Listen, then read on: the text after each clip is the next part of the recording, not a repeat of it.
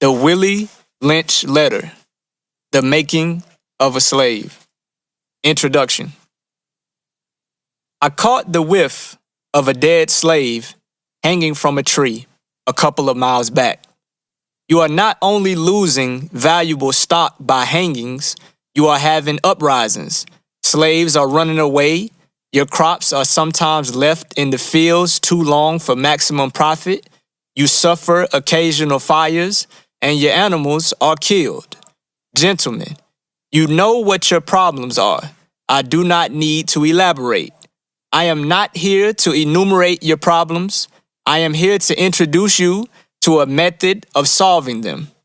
In my bag here, I have a foolproof method for controlling your black slaves. I guarantee every one of you that, if installed correctly, it will control the slaves for at least 300 years. My method is simple. Any member of your family or your overseer can use it. I have outlined a number of differences among the slaves, and I take these differences and make them bigger. I use fear, distrust, and envy for control purposes.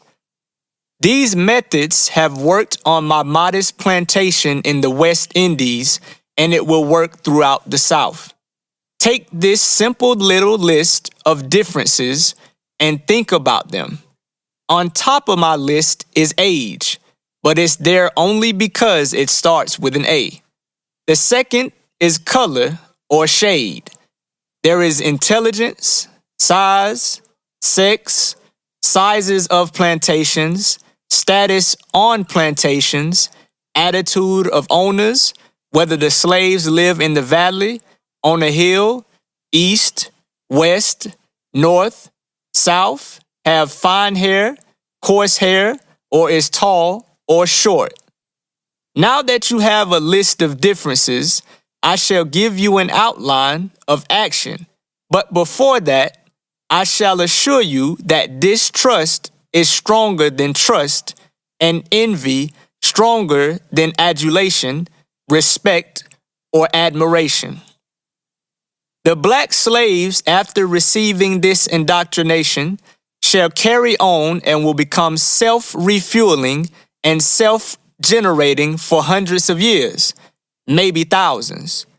Don't forget, you must pitch the old black male versus the young black male, and the young black male against the old black male. You must use the dark-skinned slaves versus the light-skinned slaves, and the light-skinned slaves versus the dark-skinned slaves. You must use the female versus the male, and the male versus the female. You must also have white servants and overseers who distrust all blacks. But it is necessary that your slaves trust and depend on us. They must love, respect, and trust only us. Gentlemen, these kits are your keys to control. Use them. Have your wives and children use them. Never miss an opportunity. If used intensely for 1 year, the slaves themselves will remain perpetually distrustful. Let's make a slave. Let us make a slave. What do we need? First of all, we need a black nigger man, a pregnant nigger woman, and her baby nigger boy. Second, we will use the same basic principle that we use in breaking a horse, combined with some more sustaining factors. What we do with horses is that we break them from one form of life to another. That is, we reduce them from their natural state in nature. Whereas nature provides them with the natural capacity to take care of their offspring, we break that natural string of independence from them and thereby create a dependency status so that we may be able to get from them useful production for our business and pleasure. Cardinal principles for making a Negro. Both horse and niggers are no good to the economy in the wild or natural state. Both must be broken and tied together for orderly production. For orderly future, special and particular attention must be paid to the female and the youngest offspring. Both must be crossbred to produce a variety and division of labor. Both must be taught to respond to a peculiar new language. Psychological and physical instruction of containment must be created for both. We hold the 6 cardinal principles as truth to be self-evident based upon following the discourse concerning the economics of breaking and tying the horse and the nigger together, all inclusive of the 6 principles laid down above. Note, neither principle alone will suffice for good economics. All principles must be employed for orderly good of the nation. Accordingly, both a wild horse and a wild or natural nigger is dangerous even if captured, for they will have the tendency to seek their customary freedom and, in doing so, might kill you in your sleep. You cannot rest. They sleep while you are awake and are awake while you are asleep. They are dangerous near the family house, and it requires too much labor to watch them away from the house. Above all, you cannot get them to work in this natural state. Hence, both the horse and the nigger must be broken. That is, breaking them from one form of mental life to another. Keep the body, take the mind. In other words, break the will to resist. Now, the breaking process is the same for both the horse and the nigger, only slightly varying in degrees. You must keep your eye and thoughts on the female and the offspring of the horse and the nigger. A brief discourse in offspring development will shed light on the key to sound economic principles. Pay little attention to the generation of original breaking, but concentrate on future generation. Therefore, if you break the female mother, she will break the offspring in its early years of development, and when the offspring is old enough to work, she will deliver it up to you, for her normal female protective tendencies will have been lost in the original breaking process.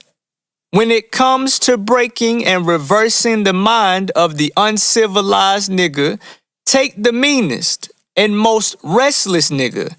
Strip him of his clothes in front of the remaining male niggers, the female and the nigger infant.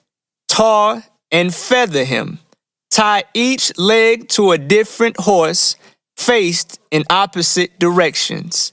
Set him afire and beat both horses to pull him apart in front of the remaining niggers. The next step is to take a bullwhip and beat the remaining nigger males to the point of death in front of the female and the infant. Don't kill him, but put the fear of God in him, for he can be useful for future breeding. The breaking process of the African woman. Take the female and run a series of tests on her to see if she will submit to your desires willingly. Test her in every way, because she is the most important factor for good economics. If she shows any sign of resistance in submitting completely to your will, do not hesitate to use the bullwhip on her to extract that last bit of bitch out of her. Take care not to kill her, for in doing so, you spoil good economics. When in complete submission, she will train her offsprings in the early years to submit to labor when they have become of age. We have reversed the relationship. In her natural, uncivilized state, she would have a strong dependency on the uncivilized nigger male, and she would have a limited protective tendency toward her independent male offspring and would raise male offsprings to be dependent like her. Nature had provided for this type of balance. We reversed nature by burning and pulling a civilized nigger apart and bullwhipping the other to the point of death, all in her presence. By her being left alone, unprotected, with the male image destroyed, the ordeal caused her to move from her psychologically dependent state to a frozen, independent state. In this frozen, psychological state of independence, she will raise her male and female offspring in reversed roles. For fear of the young male's life, she will psychologically train him to be mentally weak and dependent, but physically strong. Because she has become psychologically independent, she will train her female offsprings to be psychologically independent. What have you got? You've got the nigger woman out front and the nigger man behind and scared. This is a perfect situation of sound sleep and economics. Before the breaking process, we had to be alertly on guard at all times. Now we can sleep soundly, for out of frozen fear, his woman stands guard for us. He cannot get past her early slave molding process.